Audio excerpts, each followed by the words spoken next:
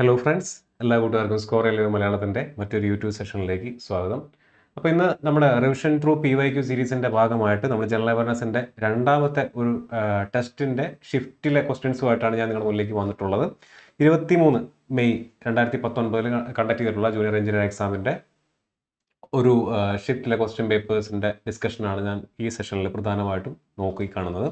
നമുക്ക് സമയം കളയാതെ ക്വസ്റ്റ്യൻസിലേക്ക് കടക്കാം. നമ്മൾ ഈ സീരീസിൻ്റെ ഭാഗമായിട്ട് നിങ്ങൾക്കറിയാം, ഇതിന് മുന്നേ നമ്മൾ മറ്റൊരു ഷിഫ്റ്റിലെ ക്വസ്റ്റ്യൻ പേപ്പേഴ്സിൻ്റെ എല്ലാ സബ്ജക്റ്റുകളും ഈ പറഞ്ഞ പോലെ അതായത് ഫാക്കൽറ്റീസ് വന്ന് നിങ്ങൾക്ക് ക്ലാസ് എടുത്ത് പോയിട്ടുള്ളതാണ്. നമ്മളിതൊരു വരാനിരിക്കുന്ന ഈ പറഞ്ഞ പോലെ ജൂനിയർ എഞ്ചിനീയർ എക്സാം ആയിക്കോട്ടെ, ടെക്നീഷ്യൻ എക്സാം ആയിക്കോട്ടെ, അതിനൊക്കെ യൂസ്ഫുൾ ആവുന്ന രീതിയിലുള്ള സെഷൻസാണ് ഇനി നമ്മൾ വരുന്ന ദിവസങ്ങളിൽ പ്രൊവൈഡ് ചെയ്യാനായിട്ട് ഉദ്ദേശിക്കുന്നത്. അപ്പോൾ എല്ലാവരും എന്ത് ചെയ്യുക, കൃത്യമായിട്ട് നമ്മുടെ ക്ലാസ്സുകൾ ഫോളോ ചെയ്യാനായിട്ട് ശ്രദ്ധിക്കുക.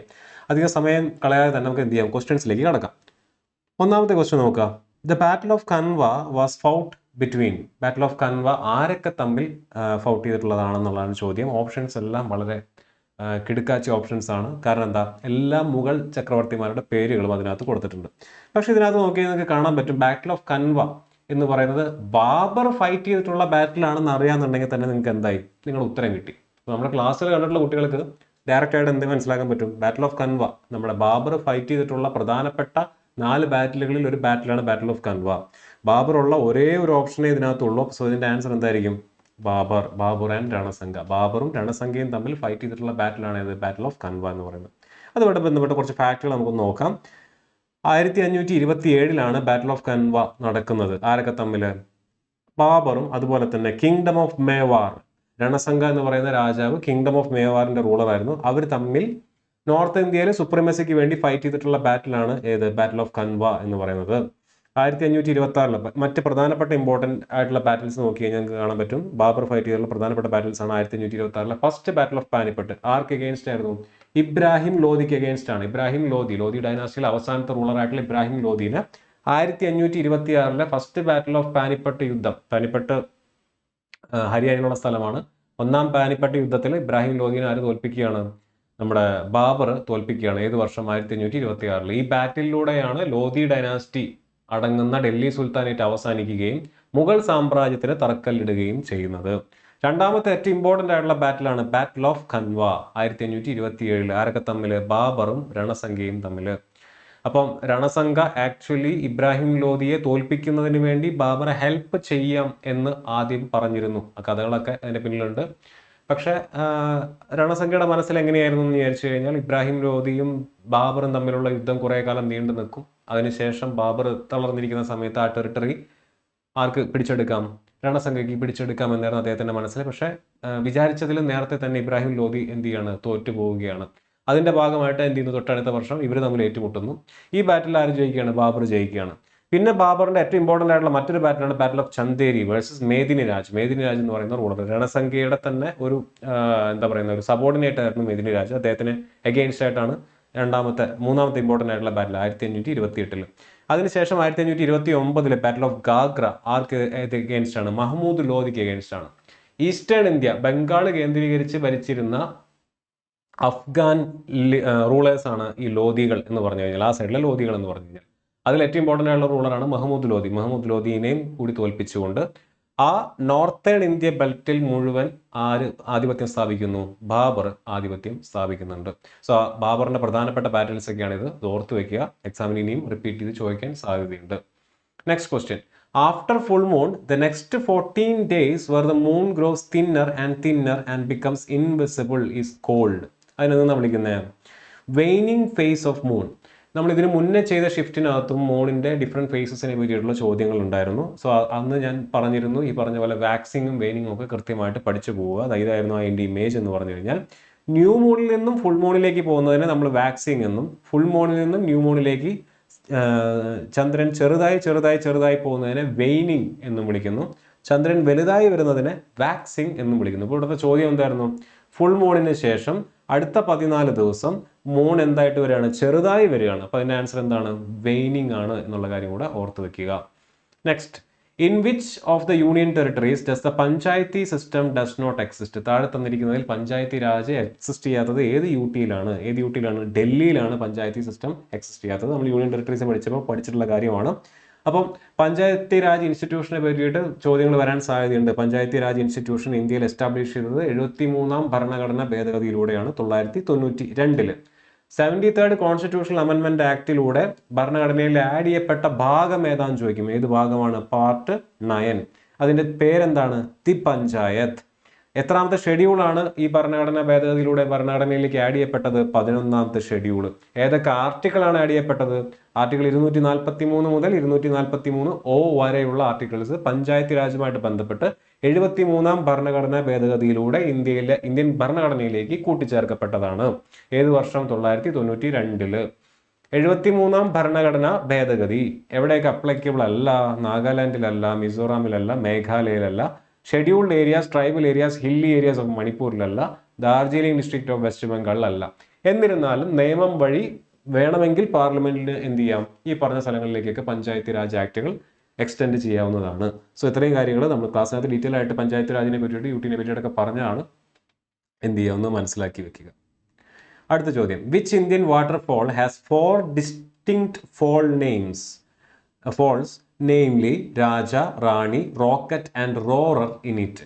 4 വ്യത്യസ്ത പേരുകളുള്ള ഏത് വാട്ടർഫാൾ ആണ് ഉള്ളത് എന്നാണ് ചോദിച്ചിരിക്കുന്നത്. അതിന് ഉത്തരം എന്താണ്? ജോഗ് ഫോൾസ് ആണ്. അപ്പം ആ വാട്ടർഫാൾസിനെ പറ്റിയിട്ടൊന്ന് അറിഞ്ഞിരിക്കുക. ജോഗ് ഫോൾസ് എന്ന് പറയുന്നത് എവിടെയുള്ളതാണ്? കർണാടകയിലുള്ളതാണ്. ശരാവതി എന്ന് പറയുന്ന നദിക്ക് കുറുകെയുള്ള വെള്ളച്ചാട്ടമാണ് ഈ പറയുന്ന ജോഗ് വാട്ടർഫാൾ എന്ന് പറയുന്നത്. ശരാവതി എന്ന് പറയുന്നത് പടിഞ്ഞാറോട്ട് ഒഴുകുന്ന വെസ്റ്റ് ഫ്ലോയിങ് ആയിട്ടുള്ള ഒരു റിവറാണ്. എന്ന് പറഞ്ഞാൽ പശ്ചിമഘട്ടത്തിൽ, വെസ്റ്റേൺ ഘട്ടിൽ നിന്നും വെസ്റ്റ് സൈഡിലേക്ക് ഒഴുകുന്ന, അറബിക്കടലിലേക്ക് ഒഴുകുന്ന നദിയാണ്. സെക്കൻഡ് ഹയസ്റ്റ് പ്ലഞ്ച് വാട്ടർഫോൾ ആണ് ഈ പറയുന്ന ജോഗ് വാട്ടർഫോൾ എന്ന് പറയുന്നത്. ഒന്നാമത്തെ പ്ലഞ്ച് വാട്ടർഫോൾ, ഏറ്റവും ഹയസ്റ്റ് ആയിട്ടുള്ള പ്ലഞ്ച് വാട്ടർഫോൾ സിറ്റുവേറ്റ് ചെയ്യുന്നത് എവിടെയാണ്?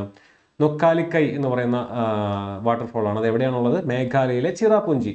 ഏറ്റവും കൂടുതൽ മഴ ലഭിക്കുമായിരുന്ന സ്ഥലമാണ്. ഇപ്പം അത് മൗസിൻഡ്രാമാണ്. ഏറ്റവും കൂടുതൽ മഴ ലഭിച്ചിരുന്ന, നമ്മളൊക്കെ കൊച്ചിലെ സ്കൂൾ കാലഘട്ടങ്ങളിലൊക്കെ പഠിക്കുന്ന സമയത്ത് ഏറ്റവും കൂടുതൽ മഴ ലഭിച്ചിരുന്ന സ്ഥലം എന്ന് പറഞ്ഞാൽ ചിറാപുഞ്ചിയായിരുന്നു. സോ ആ ചിറാപുഞ്ചിക്ക് അടുത്തുള്ള നോക്കലിക്കായി എന്ന് പറയുന്ന വെള്ളച്ചാട്ടമാണ് ഏറ്റവും ലാർജസ്റ്റ് അല്ലെങ്കിൽ ഹയസ്റ്റ് പ്ലഞ്ച് വാട്ടർ ഫോൾ എന്ന് പറയുന്നത്.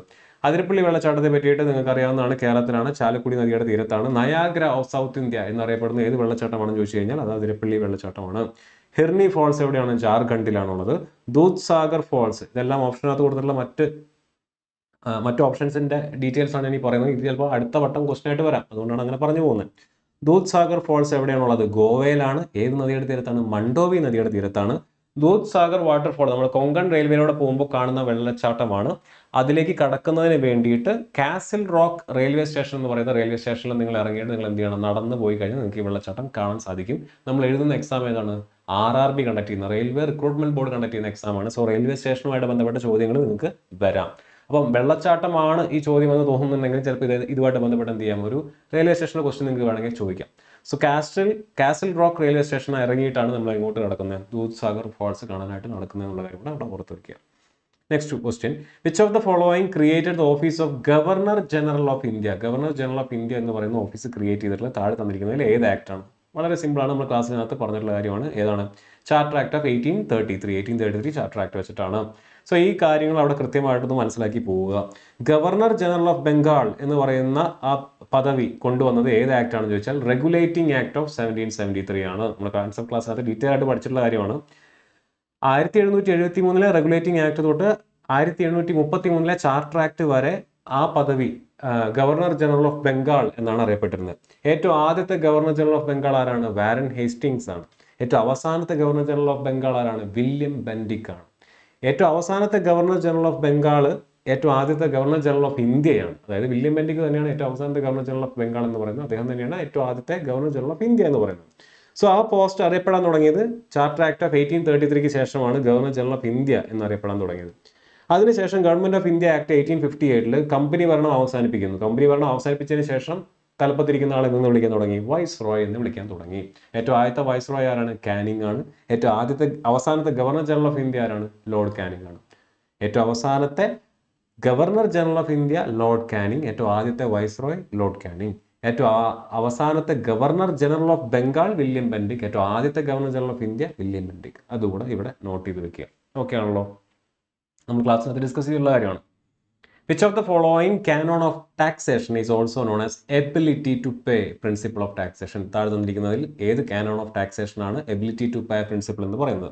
അപ്പോൾ ഈ താഴെ കൊടുത്തിരിക്കുന്ന 4 പ്രിൻസിപ്പിൾസും ആരുടെയാണ്? ആദം സ്മിത്തിന്റെ പ്രിൻസിപ്പിൾസ് ആണ്. ഇതിന്റെ ആൻസർ എന്ന് പറയുന്നത് കാനോൺ ഓഫ് ഇക്വിറ്റി ആണ്. എബിലിറ്റി ടു പേ എന്ന് പറയുന്നത് കാനോൺ ഓഫ് ഇക്വിറ്റി എന്ന് പറയുന്ന കാനോണുമായിട്ട് ബന്ധപ്പെട്ടിരിക്കുന്നു. സോ ആദം സ്മിത്ത് അദ്ദേഹത്തിന്റെ വെൽത്ത് ഓഫ് നേഷൻസ് എന്ന് പറയുന്ന പുസ്തകം വളരെ ഇമ്പോർട്ടൻ്റ് ആണ്, ചോദ്യമായിട്ട് ചോദിക്കും. 1776 എഴുതപ്പെട്ട പുസ്തകമാണ് വെൽത്ത് ഓഫ് നേഷൻസ് എന്ന് പറയുന്നത്. ഇന്ത്യൻ എക്കോണമിയുടെ പിതാവ്, ഫാദർ ഓഫ് മോഡേൺ എക്കണോമിക്സ് എന്ന് വിളിക്കുന്ന ആദം സ്മിത്തിനാണ്. അദ്ദേഹം എഴുതിയ പുസ്തകമാണ് വെൽത്ത് ഓഫ് നേഷൻസ് എന്ന് പറയുന്നത് 1776. അതിനകത്ത് കൊടുത്തിട്ടുള്ള കാനോൺസ് ഓഫ് ടാക്സേഷനിലാണ് ഈ പറയുന്ന കാനോൺ ഓഫ് ഇക്വാലിറ്റി അല്ലെങ്കിൽ കാനോൺ ഓഫ് ഇക്വിറ്റി എന്ന് പറയുന്ന കൺസെപ്റ്റ് ഉള്ളത്. അതിനുശേഷം പിന്നീട് മോഡേൺ കാനോൺസ് വേറെയും ഉണ്ട് എക്കോണമിയായിട്ട് ബന്ധപ്പെട്ടുള്ളത്. ആദം സ്മിത്തിന്റെ ഈ 4 ചോദ്യം അല്ലെങ്കിൽ ഈ 4 ടാക്സേഷന്റെ കാനോൺസിനകത്തുനിന്നാണ് ഇപ്പോൾ ഈ ചോദ്യം ചോദിച്ചിട്ടുള്ളത്. ഏതൊക്കെയാണ് ആ കാനോൺസ് എന്ന് നോക്കാം. കാനോൺ ഓഫ് ഇക്വാലിറ്റി അല്ലെങ്കിൽ കാനോൺ ഓഫ് ഇക്വിറ്റി എന്ന് പറഞ്ഞു കഴിഞ്ഞാൽ taxes should be proportional to income. അല്ലേ, എല്ലാവർക്കും ഒരേപോലെ ടാക്സ് അടയ്ക്കാൻ പറ്റണമെന്ന് നിർബന്ധമില്ല. നമ്മൾ വാങ്ങിക്കുന്ന ഒരു പേന, ആ പേനയുടെ മുകളിൽ അതായത് അംബാനി വാങ്ങിച്ചാലും ഏറ്റവും പാവപ്പെട്ടവനായിട്ടുള്ള ഒരു വ്യക്തി വാങ്ങിച്ചാലും അടയ്ക്കുന്ന ടാക്സ് എന്ത് തന്നെയാണ്? സെയിം തന്നെയാണ്. സോ അവിടെ ടാക്സ് അടയ്ക്കുന്ന എമൗണ്ട് എല്ലാവർക്കും സെയിം ആണ്. പക്ഷെ പുള്ളിക്കാരൻ പറയുന്നത് എന്താണ്? കാനോൺ ഓഫ് ഇക്വാലിറ്റിയിൽ taxes should be proportional to income. ഒരുത്തൻ അവന്റെ വരുമാനം എത്രയാണോ ആ വരുമാനത്തിന് അടിസ്ഥാനമാക്കിയിട്ടുള്ള ടാക്സുകൾ വേണം അവൻ്റെ അടുത്ത് നിന്ന് ഈടാക്കാനായിട്ട്. ഇൻകം ടാക്സ് അത്തരത്തിലുള്ള ഒരു ടാക്സ് ആണ്. ഇനി Canon of certainty, taxes must be certain. കൃത്യമായിട്ട് ഒരു എമൗണ്ട്, ഇത്ര എമൗണ്ട് ആണ് നിങ്ങളുടെ കയ്യിൽ നിന്ന് ടാക്സ് ആയിട്ട് ഈടാക്കുന്നത് എന്നുള്ളൊരു നിയമം കൃത്യമായിട്ട് വേണം. 2 കാനോൺ ഓഫ് കൺവീനിയൻസ്, എങ്ങനെ പേയ്മെന്റ് നടത്തണം, എത്ര പേയ്മെന്റ് നടത്തണം തുടങ്ങിയ കാര്യങ്ങളെല്ലാം ടാക്സ് അടയ്ക്കുന്ന ആളുടെ കൺവീനിയൻസിന് അല്ലെങ്കിൽ കൺവീനിയൻസ് നോക്കിയിട്ടായിരിക്കണം. അതാണ് കാനോൺ ഓഫ് കൺവീനിയൻസ് എന്ന് പറയുന്നത്. കാനോൺ ഓഫ് എക്കോണമി എന്ന് പറഞ്ഞാൽ cost of collecting must be minimum. Tax collect ചെയ്യാനായിട്ട് നമ്മൾ ഉപയോഗിക്കുന്ന ടൂൾസ്, അതിന് നമ്മൾ ചിലവാക്കുന്ന പൈസ എന്തായിരിക്കണം? മിനിമം ആയിരിക്കണം. ചുരുക്കി പറഞ്ഞാൽ വെൽത്ത് ഓഫ് നേഷൻസ് എന്ന് പറയുന്ന പുസ്തകത്തിനകത്ത് ആദം സ്മിത്ത് എങ്ങനെയാണ് നിങ്ങൾ ചുങ്കം അല്ലെങ്കിൽ കരം പിരിക്കേണ്ടത് എന്ന് പറയുന്നുണ്ട്. അതിന് 4 മാനദണ്ഡങ്ങൾ കൊടുക്കുന്നുണ്ട്. ഒന്നാമത്തെ മാനദണ്ഡം, ഒരുത്തന്റെ വരുമാനത്തെ അടിസ്ഥാനപ്പെടുത്തിക്കൊണ്ടായിരിക്കണം നിങ്ങൾ അവന്റെ കയ്യിൽ നിന്നും ടാക്സ് ഈടാക്കേണ്ടത്. അതാണ് കാനോൺ ഓഫ് ഇക്വിറ്റി അല്ലെങ്കിൽ കാനോൺ ഓഫ് ഇക്വാലിറ്റി എന്ന് പറയുന്നത്. 2 കൃത്യമായിട്ടുള്ള എമൗണ്ട്, എത്രയാണ് അവന്റെ കയ്യിൽ നിന്ന് ടാക്സ് വാങ്ങിക്കേണ്ടത് എന്ന് കൃത്യമായിട്ട് നിങ്ങൾ ആദ്യം തന്നെ പറഞ്ഞിരിക്കണം. 3 ഒരുത്തൻ എങ്ങനെയാണ് അവന് ടാക്സ് അടയ്ക്കാൻ സൗകര്യം, അവന്റെ സൗകര്യം കൂടെ നോക്കിയിട്ട് വേണം നിങ്ങൾ എന്ത് ചെയ്യാനായിട്ട് അവന്റെ കയ്യിൽ നിന്ന് ടാക്സ് വാങ്ങിക്കാനായിട്ട്. 4 ടാക്സ് വാങ്ങിക്കാനായിട്ട് മിനിമം എമൗണ്ടേ നിങ്ങൾ എന്ത് ചെയ്യാൻ പാടുള്ളൂ, സ്പെൻഡ് ചെയ്യാനായിട്ട് പാടുള്ളൂ. സോ ഇതിനെയാണ് നമ്മൾ കാനോൺസ് ഓഫ് ടാക്സേഷൻ എന്ന് വിളിക്കുന്നത്. ഓക്കെ ആണല്ലോ. Next question, in which state did Bharatanatyam originate? നമ്മൾ കഴിഞ്ഞ ക്വസ്റ്റ്യൻ പേപ്പർ ഡിസ്കഷനകത്തും കണ്ടതാണ് എന്ത് ക്ലാസിക്കൽ ഡാൻസ് ഫോംസിനെ പറ്റിയിട്ട്. ഭരതനാട്യം നിങ്ങൾക്ക് അറിയാം ഏതാണ്? തമിഴ്നാടാണ്. സോ ഭരതനാട്യം തമിഴ്നാടാണ്. ഈ പറഞ്ഞ 8 ക്ലാസിക്കൽ ഡാൻസ് ഫോംസും പഠിച്ചിട്ട് പോവുക. അപ്പം കണ്ടിന്യൂസ് ആയിട്ട് എല്ലാ ഷിഫ്റ്റിലും ഏതെങ്കിലും ഒരു ചോദ്യം ഇതുമായിട്ട് ബന്ധപ്പെട്ട് നമുക്ക് കാണാൻ സാധിക്കുന്നുണ്ട്. ഒന്നെങ്കിൽ ക്ലാസിക്കൽ ഡാൻസ് ഫോംസ് അല്ലെങ്കിൽ ഏതെങ്കിലും ഒരു ഫോക്ക് ഡാൻസ് ചോദിക്കാൻ സാധ്യതയുണ്ട്. ക്ലാസിക്കൽ ഡാൻസ് ഫോം ആകുമ്പോൾ പഠിക്കാൻ സുഖമാണ്, 8 ഉള്ളൂ. ആ 8 ഏതൊക്കെ സ്റ്റേറ്റിൽ നിന്നുള്ളതാണ് പഠിച്ചു പോവുക. പറ്റിക്കഴിഞ്ഞാൽ അതിൽ ഓരോ ഡാൻസ് ഫോമിന്റെയും പേഴ്സണാലിറ്റീസിനെ കൂടെ പഠിച്ചു പോവുക. പ്രധാനപ്പെട്ട 1-2 പേഴ്സണാലിറ്റീസ്, അതിൽ ഈ അടുത്ത് മരണപ്പെട്ടവരാരെങ്കിലും ഉണ്ടോ, ഈ അടുത്ത് അവാർഡ് കിട്ടിയിട്ടുള്ളവരാരെങ്കിലും ഉണ്ടോ, ആ രീതിയിലും കൂടെ നിങ്ങൾ പഠിക്കുകയാണെന്നുണ്ടെങ്കിൽ നിങ്ങൾക്ക് എന്ത് ചെയ്യാം, അതുമായിട്ട് ബന്ധപ്പെട്ട് വരുന്ന എന്ത് ചോദ്യങ്ങളും നിങ്ങൾക്ക് ആൻസർ ചെയ്ത് പോകാൻ പറ്റും. ഓക്കെ ആണല്ലോ. Next question, in which state is the Banaras Hindu university located? വളരെ സിമ്പിൾ ആണ്, ഡയറക്റ്റ് ആയിട്ടുള്ള ക്വസ്റ്റ്യൻ ആണ്. ബനാറസ് ഹിന്ദു യൂണിവേഴ്സിറ്റി എവിടെയാണ്? ഉത്തർപ്രദേശിനകത്തുള്ളതാണ്. ഇതിനകത്തൊന്നും സെപ്പറേറ്റ് ഒരു എന്താ പറയുക, ഒരു എക്സ്പ്ലനേഷൻ തരേണ്ട കാര്യമില്ല. ഇതൊന്നും നമുക്ക് ഈ പറഞ്ഞ പോലെ അങ്ങനെ പഠിച്ചിട്ട് പോകാൻ പറ്റുന്ന ക്വസ്റ്റ്യൻസ് അല്ല. ചില ക്വസ്റ്റ്യൻസ് നമുക്ക് പഠിച്ച് പോകാൻ പറ്റുന്നതല്ല, നമ്മുടെ ജനറൽ നോളജ് ആണ് അവർ ടെസ്റ്റ് ചെയ്യുന്നത്. സോ നിങ്ങൾ ഈ ബനാറസ് ഹിന്ദു യൂണിവേഴ്സിറ്റിനെ പറ്റിയിട്ട്, വാരണാസിനെ പറ്റിയിട്ടൊക്കെ നിങ്ങൾ കേട്ടിരിക്കണം. ആ കേട്ടിട്ടുള്ള കുട്ടികളാണെന്നുണ്ടെങ്കിൽ നിങ്ങൾക്ക് ഈ ആൻസർ എഴുതാൻ പറ്റും. ഇനി അതല്ല, ഇതെല്ലാം പഠിക്കണമെന്നാണെന്നുണ്ടെങ്കിൽ എന്ത് ചെയ്യണം? ഈ നാഷണൽ ഇമ്പോർട്ടൻസ് ഉള്ള ഇൻസ്റ്റിറ്റ്യൂഷൻസിനെ തിരഞ്ഞു പിടിക്കുക. ആ ഇൻസ്റ്റിറ്റ്യൂഷൻസിൻ്റെ ഒക്കെ ഹെഡ് ക്വാർട്ടേഴ്സ് എവിടെയാണ് അല്ലെങ്കിൽ അതൊക്കെ എവിടെയാണ് ലൊക്കേറ്റ് ചെയ്തിട്ടുള്ളതെന്ന് എന്ത് ചെയ്യുക, ഒന്ന് എഴുതി വെച്ച് പഠിക്കാനായിട്ട് ശ്രമിക്കുക. ഇൻസ്റ്റിറ്റ്യൂഷൻ ഓഫ് നാഷണൽ ഇമ്പോർട്ടൻസ് എന്ന് പറഞ്ഞിട്ട് നിങ്ങൾ എന്ത് ചെയ്യുക, നോക്കുക. അതിനകത്ത് ഏറ്റവും ഇമ്പോർട്ടൻ്റ് ആയിട്ട് വരുന്ന എല്ലാ ഇൻസ്റ്റിറ്റ്യൂഷൻസും ആ ഇൻസ്റ്റിറ്റ്യൂഷൻസിൻ്റെ ലൊക്കേഷനും എവിടെയാണെന്നുള്ളത് പഠിച്ചു പോകുക. അങ്ങനെ നോക്കുകയാണെന്നുണ്ടെങ്കിൽ ഒരുപാടുണ്ട്. 170-180ഓളം ഇൻസ്റ്റിറ്റ്യൂഷൻസ് ആണ് ലിസ്റ്റിനകത്ത് വരുന്നത്. അപ്പോൾ അങ്ങനെ പഠിക്കൽ എളുപ്പമല്ല. സോ എന്നിരുന്നാലും പ്രധാനപ്പെട്ട ലൊക്കേഷൻസ് ഒക്കെ നിങ്ങൾ എന്ത് ചെയ്യുക, ഒന്ന് നോക്കി പോവുക. ക്വസ്റ്റ്യൻസ് മാക്സിമം നമ്മൾ ഈ പ്രീവിയസ് ഇയർ ക്വസ്റ്റ്യൻസിലൂടെ പോകുമ്പോൾ കുറേ ഇത്തരത്തിലുള്ള ടോപ്പിക്സ് ഒക്കെ നമുക്ക് കവർ ചെയ്ത് പോകാവുന്നതാണ്. ഓക്കെ ആണല്ലോ. നെക്സ്റ്റ് ക്വസ്റ്റ്യൻ നോക്കാം. BrahMos 2 is a dash currently under joint development by Russia's NPO Mashinostroenia and India's Defense Research and Development Organization. So റഷ്യയുടെ ഈ പറയുന്ന പോലെയുള്ള ഡിഫൻസിന് വേണ്ടിയിട്ടുള്ള ഓർഗനൈസേഷൻസും ഇന്ത്യയുടെ DRDOയും കൂടി ചേർന്നിട്ടുള്ള ഒരു ജോയിന്റ് ഡെവലപ്മെന്റ് ആണ് ബ്രഹ്മോസ് 2. അത് അത്രയും ക്വസ്റ്റൻ അകത്ത് പറഞ്ഞിട്ടുണ്ട്. പക്ഷെ അത് എന്ത് ടൈപ്പ് ആണെന്നാണ് താഴെ ചോദിച്ചിരിക്കുന്നത്. ആ ഡാഷ് ആണ് നമുക്ക് ഫില്ല് ചെയ്യേണ്ടത്. ഓപ്ഷൻസ് നോക്കുക, നിങ്ങൾക്ക് എലിമിനേറ്റ് ചെയ്യാൻ പറ്റിയ എന്തെങ്കിലും ഉണ്ടോ? ബ്രഹ്മോസ് 2 നമുക്ക് ഒരു കാര്യം അറിയാം, മിസൈലാണ്. അപ്പോൾ 2 ഓപ്ഷൻസ് നമുക്ക് എന്ത് ചെയ്യാം, എലിമിനേറ്റ് ചെയ്യാം. ലൈറ്റ് കോമ്പാക്ട് എയർക്രാഫ്റ്റും അല്ല, മെയിൻ ബാറ്റിൽ ടാങ്കും അല്ല. ഇനി ബാക്കി 2 ഓപ്ഷൻസ് ആണ് നിങ്ങളുടെ കയ്യിലുള്ളത്. സബ്സോണിക് ക്രൂസ് മിസൈൽ ആണോ, ഹൈപ്പർസോണിക് ക്രൂസ് മിസൈൽ ആണോ? ഇത്രയും കാര്യങ്ങൾ നിങ്ങൾ എന്ത് ചെയ്യണം, പഠിച്ചേ പറ്റൂ. ഇതിനകത്ത് നിന്ന് ആൻസർ നിങ്ങൾ എഴുതിയേ പറ്റൂ. 2 ഓപ്ഷൻസ് നമുക്ക് എലിമിനേറ്റ് ചെയ്യാൻ പറ്റും. മിസൈൽ ആണെന്നുള്ള കാര്യം നിങ്ങൾക്ക് എന്തായാലും അറിഞ്ഞേ പറ്റൂ. അതിനകത്ത് 2 ഓപ്ഷൻസ് എലിമിനേറ്റ് ചെയ്യാം. ബാക്കിയുള്ളതിൽ നിന്ന് നിങ്ങൾ എന്ത് ചെയ്യണം, ആൻസറിലേക്ക് എത്തണം. സോ ഇതിന്റെ ആൻസർ വരുന്നത് എന്താണ്? ഇതിന്റെ ആൻസർ വരുന്നത് ഹൈപ്പർസോണിക് ക്രൂസ് മിസൈൽ ആണ്. സോ DRDOയും NPO മഷിനോസ്ത്രോവേനിയ തമ്മിലുള്ള ജോയിന്റ് വെഞ്ചർ ആയിട്ട് നമ്മൾ ബ്രഹ്മോസ് എന്ന് പറയുന്ന ഈ മിസൈൽ സിസ്റ്റം ഡെവലപ്പ് ചെയ്യാൻ തുടങ്ങിയിട്ട് ഏകദേശം 26 വർഷത്തോളമായി. കഴിഞ്ഞ വർഷം 2023 ഇതിന്റെ ജൂബിലി 25th ജൂബിലി ആയിരുന്നു. അതുകൊണ്ട് ഈ വർഷമാണെങ്കിൽ ക്വസ്റ്റ്യൻസ് ചോദിക്കാൻ സാധ്യതയുണ്ട്. അപ്പം നിങ്ങൾ ബ്രഹ്മോസിന്റെ സൈറ്റിൽ നോക്കിക്കഴിഞ്ഞാൽ നിങ്ങൾക്ക് ബ്രഹ്മോസുമായിട്ട് ബന്ധപ്പെട്ട കുറേ ഡാറ്റാസ് കിട്ടും. അത് പഠിച്ചിട്ട് പോകാനായിട്ട് ശ്രദ്ധിക്കുക. സോ ബ്രഹ്മോസ് ആ പേര് വരാൻ തന്നെ കാരണം ബ്രഹ്മപുത്ര എന്ന് പറയുന്ന നദിയും മോസ്ക്വ എന്ന് പറയുന്ന നദിയുടെയും പേരുകൾ കൂട്ടിച്ചേർത്തിട്ടാണ് ബ്രഹ്മോസ് എന്ന് പറയുന്ന പേര് ഇട്ടിട്ടുള്ളത്. ബ്രഹ്മപുത്രയും മോസ്കോയും കൂടെ കൂട്ടിച്ചേർത്തിട്ടാണ് ബ്രഹ്മോസ് എന്ന് പറയുന്ന പേരിട്ടിട്ടുള്ളത്. ഫെബ്രുവരി 12, 1998 ഈ ജോയിന്റ് വെഞ്ചർ ആരംഭിക്കുന്നത്. 26 വർഷമായി. കഴിഞ്ഞ വർഷം സിൽവർ ജൂബിലി ആയിരുന്നു എന്നുള്ള കാര്യം കൂടെ ഓർത്തിരിക്കുക. ഇനി മിസൈൽസുമായിട്ട് ബന്ധപ്പെട്ട് ക്രൂസ് മിസൈൽ എന്ന് പറഞ്ഞാൽ എന്താണ്? നമുക്ക് നാവിഗേറ്റ് ചെയ്യാൻ പറ്റുന്ന GPS എല്ലാം ഉള്ള മിസൈൽ നമ്മൾക്ക് ഇവിടുന്ന് ഫയർ ചെയ്ത് കഴിഞ്ഞാൽ നമുക്ക് നാവിഗേറ്റ് ചെയ്യാൻ പറ്റുന്ന മിസൈൽസിനാണ് ക്രൂസ് മിസൈൽസ് എന്ന് വിളിക്കുന്നത്. ബാലിസ്റ്റിക് മിസൈൽ എന്ന് പറഞ്ഞു കഴിഞ്ഞാൽ ഫയർ ചെയ്ത് കഴിഞ്ഞാൽ പിന്നെ നമുക്കൊന്നും ചെയ്യാൻ പറ്റില്ല, എന്ത് ചെയ്യും, ലൊക്കേഷനിൽ പോയിട്ട് ഇടിക്കും. അപ്പോൾ ആ രീതിയിലാണ് മിസൈലിന്റെ ഫസ്റ്റ് ക്ലാസിഫിക്കേഷൻ വരുന്നത്. ക്രൂസ് മിസൈലിനകത്ത് അവർ ക്ലാസിഫൈ ചെയ്യുന്നുണ്ട്. എന്തിനെ അടിസ്ഥാനപ്പെടുത്തിയിട്ടാണ്? സ്പീഡിനെ അടിസ്ഥാനപ്പെടുത്തിയിട്ട്. ഇത് ബ്രഹ്മോസിന്റെ സൈറ്റിൽ നിന്ന് എടുത്തുള്ള ഡാറ്റയാണ്. നമുക്ക് 3 രീതിയിൽ ക്ലാസിഫൈ ചെയ്യാം. സബ്സോണിക്, സൂപ്പർസോണിക്, ഹൈപ്പർസോണിക് എന്നിങ്ങനെ 3 രീതിയിൽ നമുക്ക് എന്ത് ചെയ്യാം, സ്പീഡിനെ അടിസ്ഥാനപ്പെടുത്തിക്കൊണ്ട് ബ്രഹ്മോസ് മിസൈലുകളെ, ബ്രഹ്മോസിന്റെ അല്ലെങ്കിൽ ക്രൂസ് മിസൈലുകളെ ക്ലാസിഫൈ ചെയ്യാം. ക്രൂസ് മിസൈലിന് ഏറ്റവും ആദ്യത്തെ സബ്സോണിക്കിന് എക്സാമ്പിൾ ആയിട്ട് അവർ കൊടുത്തിട്ടുള്ളത് എന്തിനാണ്? Harpoon of USA and Exocet of France. ഇതിനാണ് സബ്സോണിക് മിസൈൽസിന് എക്സാമ്പിൾ. എന്താണ് സബ്സോണിക് മിസൈൽസ് എന്ന് പറഞ്ഞാൽ? It travels at speed lesser than that of sound. ശബ്ദത്തിനേക്കാൾ വേഗത കുറഞ്ഞ് സഞ്ചരിക്കുന്ന മിസൈലുകളെ സബ്സോണിക് മിസൈൽസ് എന്ന് വിളിക്കുന്നു. ഓക്കെ ആണല്ലോ? അതാണ് ഏറ്റവും ആദ്യത്തെ ക്ലാസിഫിക്കേഷൻ. എന്തിന്റെ? ക്രൂസ് മിസൈലിന്. ക്രൂസ് മിസൈൽ എന്ന് പറഞ്ഞാൽ GPS ഒക്കെ വെച്ചുകൊണ്ട് നമുക്ക് നാവിഗേറ്റ് ചെയ്യാൻ പറ്റുന്ന മിസൈൽസ് ആണ്. ഓക്കെ, നെക്സ്റ്റ് സൂപ്പർസോണിക് മിസൈൽ എന്ന് പറഞ്ഞു കഴിഞ്ഞാൽ it travels at A speed of around 2 to 3 Mach എന്ന് പറഞ്ഞു കഴിഞ്ഞാൽ സൗണ്ടിന്റെ വേഗതയുടെ 2-3 ഇരട്ടി വേഗത്തിൽ സഞ്ചരിക്കാൻ പറ്റുന്ന മിസൈലുകളെയാണ് സൂപ്പർസോണിക് മിസൈൽസ് എന്ന് വിളിക്കുന്നത്. സൂപ്പർസോണിക് ജെറ്റ് എന്നൊക്കെ നിങ്ങൾ കേട്ടുകൊണ്ടിരിക്കും. ശബ്ദത്തിനേക്കാൾ വേഗത്തിൽ സഞ്ചരിക്കാൻ പറ്റുന്ന ജെറ്റുകളെയാണ് സൂപ്പർസോണിക് ജെറ്റ് എന്ന് വിളിക്കുന്നത്. അതുപോലുള്ള മിസൈലുകളെയാണ് സൂപ്പർസോണിക് മിസൈൽസ് എന്ന് വിളിക്കുന്നത്. ഹൈപ്പർസോണിക് മിസൈൽസ് എന്ന് പറഞ്ഞാൽ അതിനൊരു മാക് നമ്പർ ഉണ്ട്, കൃത്യമായിട്ടുള്ള ഒരു മാക് നമ്പർ ഉണ്ട്. ഏതാണത്? മാക് 5. മാക് 5നേക്കാൾ വേഗത്തിൽ സഞ്ചരിക്കാൻ പറ്റുന്ന, എന്ന് പറഞ്ഞാൽ ശബ്ദത്തിന്റെ വേഗതയുടെ 5 ഇരട്ടി അത്രയും വേഗത്തിൽ സഞ്ചരിക്കാൻ പറ്റുന്ന മിസൈൽസിനെ നമ്മൾ ഹൈപ്പർസോണിക് ക്രൂസ് മിസൈൽസ് എന്ന് വിളിക്കുന്നു. ബ്രഹ്മോസ് 2 ഇതിന്റെ എക്സാമ്പിൾ ആണ്. നമുക്കിപ്പോൾ ചോദിച്ച ചോദ്യം അതല്ലായിരുന്നോ? ബ്രഹ്മോസ് 2 എന്ത് ടൈപ്പ് ഓഫ് മിസൈൽ എന്നല്ല ചോദിച്ചിരിക്കുന്നത്, എന്ത് ടൈപ്പാണ്? ഹൈപ്പർസോണിക് ക്രൂസ് മിസൈൽ ആണെന്നുള്ള കാര്യം കൂടെ ഓർത്തിരിക്കുക. ക്ലിയർ ആണ്? Next question. In 1990, which sport was introduced in the Asian Games for the first time? Asian games ഇതിപ്പം കഴിഞ്ഞ ഷിഫ്റ്റിനകത്ത് നമ്മൾ കണ്ടതാണ്. ഏഷ്യൻ ഗെയിംസിൽ നിന്നുള്ള ചോദ്യം ഈ ഷിഫ്റ്റിനകത്തും ചോദിച്ചിട്ടുണ്ട്. 1990 ഏത് ഐറ്റമാണ് അല്ലെങ്കിൽ ഏത് സ്പോർട്ട് ഇവന്റ് ആണ് ഏഷ്യൻ ഗെയിംസിനകത്തേക്ക് ഉൾപ്പെടുത്തിയിട്ടുള്ളതെന്നാണ് ചോദിച്ചിരിക്കുന്നത്. ഇത് ഇന്ത്യയുമായിട്ട് ബന്ധപ്പെട്ടിരിക്കുന്ന ഏതാണ്? കബഡിയാണ്. അപ്പോൾ ഏഷ്യൻ ഗെയിംസുമായിട്ട് ബന്ധപ്പെട്ട കാര്യങ്ങൾ നിങ്ങൾ ഓർത്തിരിക്കുക. ഏഷ്യൻ ഗെയിംസ് 4 വർഷത്തിലൊരിക്കൽ കണ്ടക്ട് ചെയ്യുന്ന ഒരു ഏഷ്യാഡാണ്, അല്ലെങ്കിൽ ഒരു മൾട്ടി സ്പോർട്ട് ഇവന്റ് ആണ്. കോണ്ടിനെന്റൽ മൾട്ടി സ്പോർട്ട് ഇവന്റ് ആണ്.